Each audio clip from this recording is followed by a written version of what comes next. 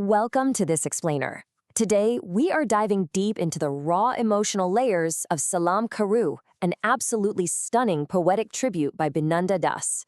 We're going to unpack how this artist so brilliantly maps out that invisible yet undeniable connection between us, the everyday citizens, and the soldiers guarding our borders. Let's get right into it.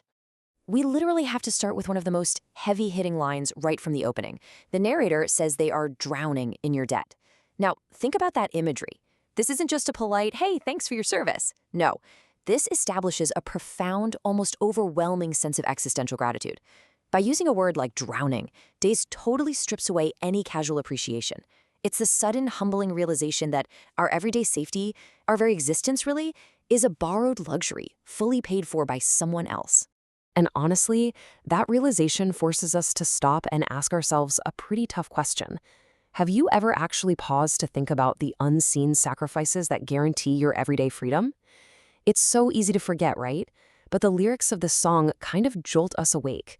They challenge us to bridge that massive mental gap between our cozy, predictable lives at home and the harsh, unpredictable realities unfolding every single second at the very edges of our nation. What's fascinating here is how the song sets up this incredible mirror of realities. On one side, you've got the citizen. We're safe at home, doing the emotional labor of remembering. As the lyrics say, living in your thoughts here. But then flip the script. Look at the stark reality of the soldier. Life is sacrificed there. We offer our thoughts, our memories, maybe our songs, but the soldier, they are giving up their actual physical existence. Seeing that massive disparity side by side, well, it really deepens that feeling of drowning in debt, doesn't it?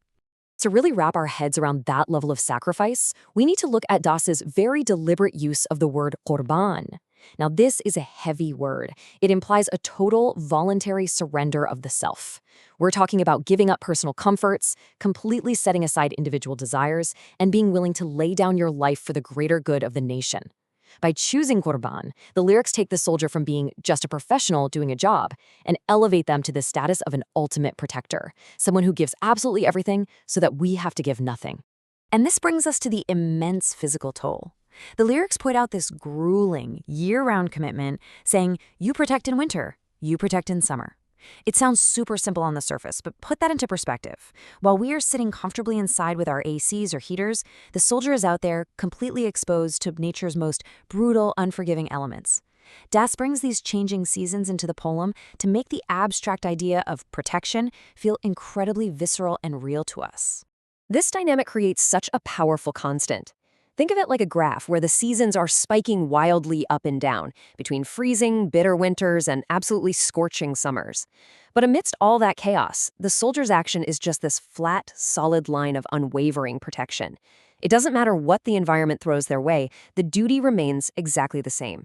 Grasping this is absolutely crucial to understanding the sheer physical endurance they have to muster up, day in and day out. So you've got to wonder, what actually fuels this kind of endurance? How does a human being withstand those extremes? Well, the poem answers this beautifully. It tells us the soldier is driven by an overwhelming love for the homeland, leaving all personal desires far behind.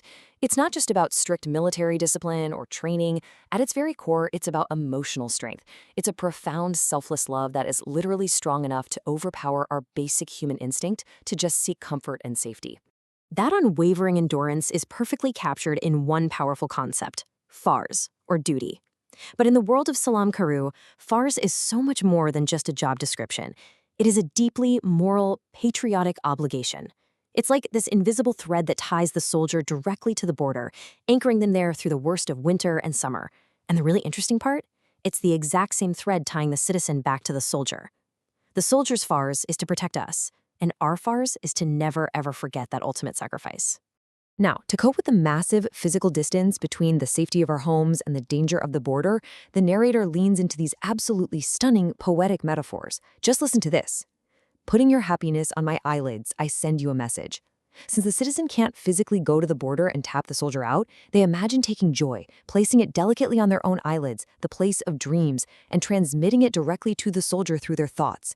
It's just a beautiful way of saying, I'm doing everything in my emotional power to send you some comfort. And all of this builds into an invisible but totally unbreakable bridge. The citizen cries in their memory, forces a brave smile for their sake, and metaphorically embraces them in their thoughts. Sure, physical borders might separate them, but this shared emotional landscape unites them completely. The narrator is actively trying to shoulder some of the emotional burden here, letting the soldier know, hey, even though you stand alone in the snow or the intense heat, you are held so tightly in the minds of the people you protect. Ultimately, this deeply personal, almost intimate bond between one citizen and one unseen soldier just expands outward. It blossoms into this massive, shared love for our national identity, completely embodied by the pride of the tricolor.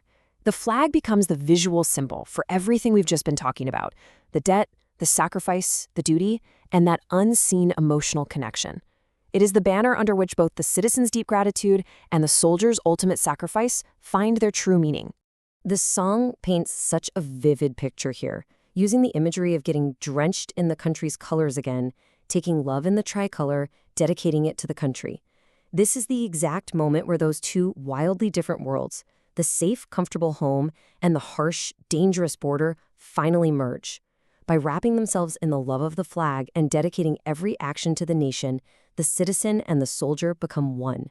So, as we reach the crescendo of the lyrics, having traveled through this intense realization of debt, the brutal extremes of the seasons, the heavy meaning of duty, and the overwhelming pride of the flag, we are faced with a huge question. What is the ultimate purpose of this emotional journey? Because Binanda Das didn't just write these lyrics to make us feel reflective or sad for a few minutes. There is a driving purpose here. The song is actively building up to a very specific, actionable response from us. And the lyrics answer that question with a driving, repetitive command that leaves absolutely no room for ambiguity. Salaam Karu, salute. When you truly grasp the weight of that sacrifice, the only appropriate response is a salute. It is a crystal clear, definitive call to action. It is a demand for us to recognize the pain, to stop, right now, taking our everyday freedoms for granted. Repeating this command isn't just for musical effect, it amplifies the urgency. It reminds us that gratitude isn't a passive feeling.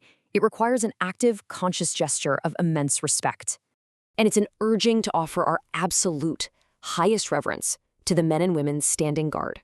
By using salute as the ultimate climax of the song, the artist ensures that this powerful emotion doesn't just fade away when the music stops. It transforms into a lasting posture of deep respect in the heart of every single citizen listening. The soldier has absolutely fulfilled their duty, their fars, making the ultimate sacrifice for us. So the question now turns to you and me. How will you fulfill your fars to honor those unseen sacrifices that secure your tomorrow? How do we ensure that this profound debt we owe actually translates into how we live our lives every single day? Keep asking yourself those big questions, guys. Thank you so much for joining me on this explainer, and I'll catch you next time.